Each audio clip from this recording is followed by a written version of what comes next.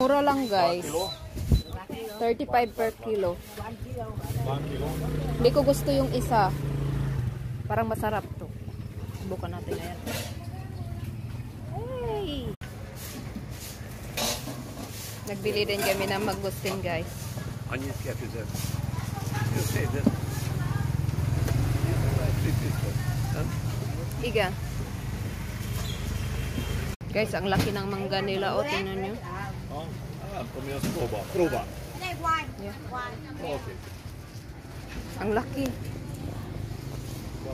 Parang isa ka kilo ata to eh. Ang laki oh. 1 kilo.